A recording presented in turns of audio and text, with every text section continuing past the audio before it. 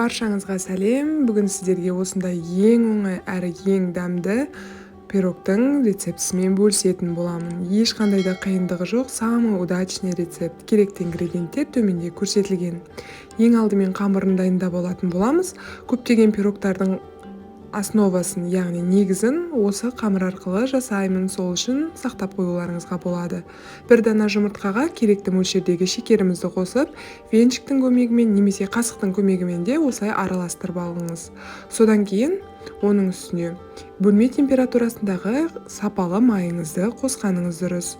Соның арасында ұныңызға разрыхительді құрғақтай қосып араластыруды ұмытпаңыз.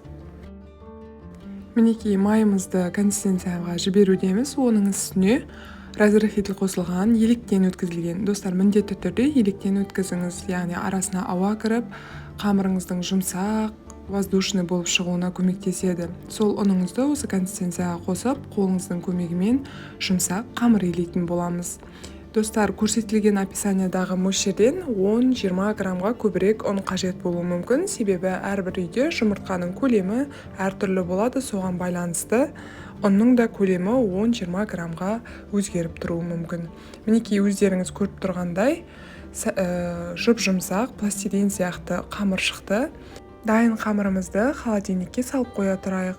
Сол сәтті пайдаланып, начинкасын дайындап аламыз. Мінекей қоп қою осындай дүкен қаймағы қажет болады. 4 дана жұмыртқамызды ең алдымен жарып дайындап алайық. Соның үстіне шекерімізді қосып, жақсылап араластыратын боламыз. Бұл жердегі мән беретін жағдай, жұмыртқа мен шекерді жақсылап араластырып алғаннан кейін ғана барып, қаймағыңызды қосыңыз, және де міндетті түрде вилканың көмегімен ақырын ғана араластырып, біркелкі консистенцияға келтіріңіз. Қатты сұйылып кетпеуі қажет. Егер де сізге вилкамен араластырған ыңғайсыз болса, венчиктің де көмегін пайдалана берсеңіз болады. Мінекей жұмыртқа мен шекерімізді жақсылап араластырып алдық. Осының үстіне қою дүкен қаймағын қосатын боламыз. Достар, міндетті түрде каналыма тіркеліп, әрбір ұнаған видеоға өз пікіріңізді қалдыруды ұмытпаңыз. Сізбен кері байланыс мен үшін өте маңызды, және алдағы уақытта оңай деген дәмді рецепттермен бөлісетін боламын.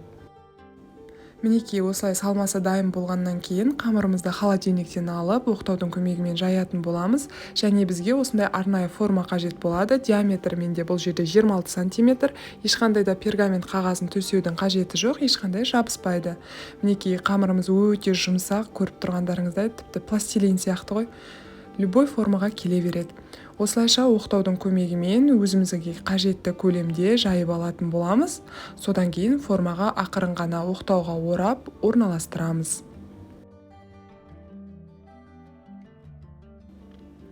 Осылайша үстіне қойып, көлемі жеткілікті ме, жеткілікті емес па қарап алуға болады.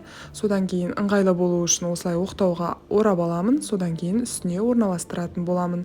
Және де қолдың көмегімен ішіне қарай кіргізіп, артық қамырды оп-оңай алып тастаймын. Егер де сізде қамырыңыз жыртылып немесе тесіліп қалып жатса, еш уайымдамаңыз, артық қамырын алып, сол жерін жамап жіберсеңіз де болады. Ешқандай да білінбей кететін болады. Мінекей осылайша оқтаумен жүріп өтсеңіз, артық қамыры оңай ғана түсе қалады.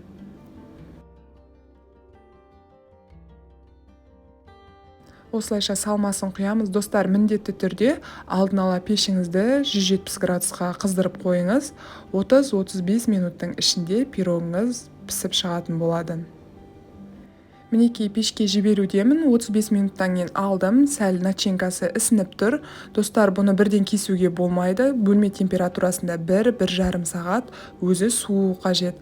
Сол кезде ішіндегі начинкасы қатаяды, ал егер ыстықтай кесетін болсаңыз, іші өте сұйық болып тұрады.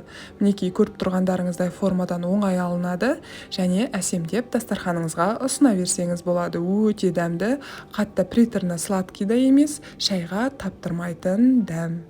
Қараңыздаршы, өте әдемі болып шықты емес пе? Сіз де жасап үй ішіңізді қуантыңыз. Видеомды соңына дейін көріп, тамашалағаныңызға алғысымды айтамын.